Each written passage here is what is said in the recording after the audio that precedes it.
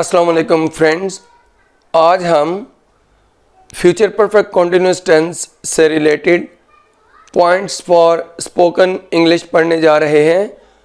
आप लोगों ने हेडिंग लिखना है points for spoken English future perfect continuous tense lesson 23 part 2। तो स्टूडेंट्स शुरू करते हैं।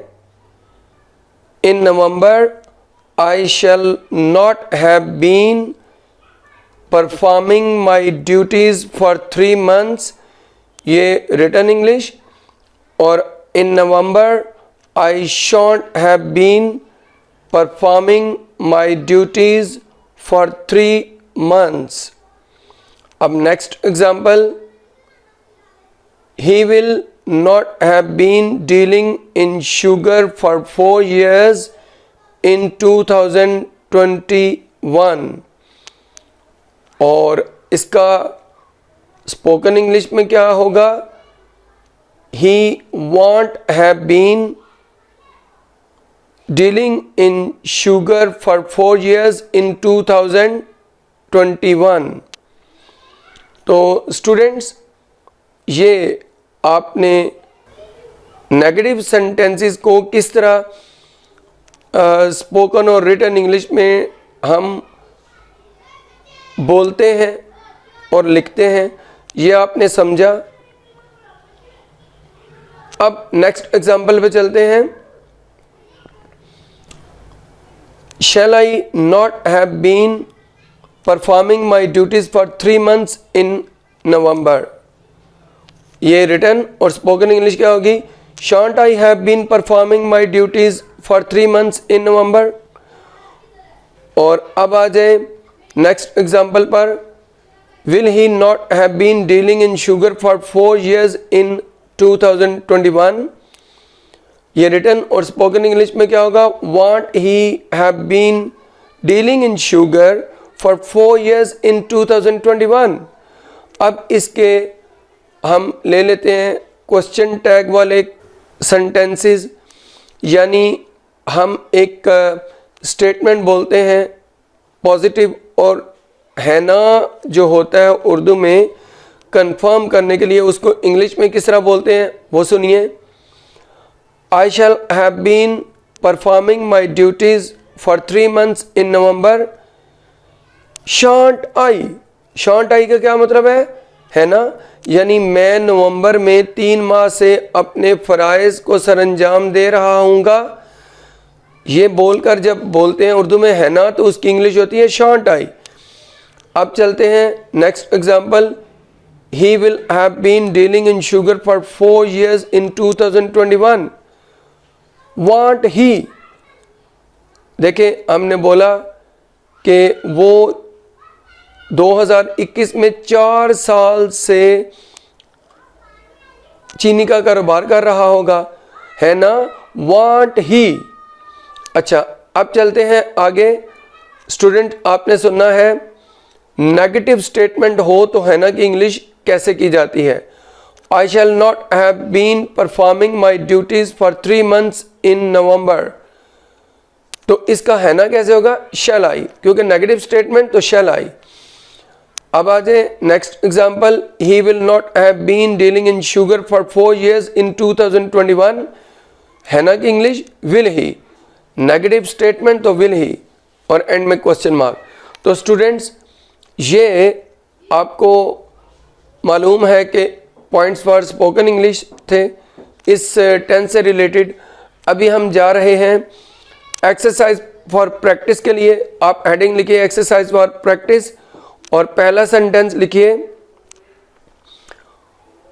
वो शाम को 2 घंटे से हमारा इंतज़ार कर रहा होगा। He will have been waiting for us for 2 hours in the evening। अगले माह मैं 4 महीने से इस फैक्ट्री में काम कर रहा हूँगा। I shall have been working in this factory for 4 months in next month। वो दिसंबर में 6 महीने से इम्तहान की तैयारी कर रहे होंगे। They will have been preparing for examination for 6 months in December। वो 2022 में पाकिस्तानी क्रिकेट टीम में 3 साल से खेल रहा होगा। He will have been playing in Pakistani cricket team for 3 years in 2022। क्या वो सोमवार को 6 दिन से इस कॉलेज में पढ़ा रहा होगा।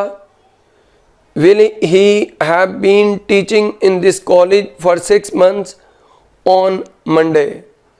ये दर्जी 2021 में 5 साल से कपड़े नहीं सी रहा होगा।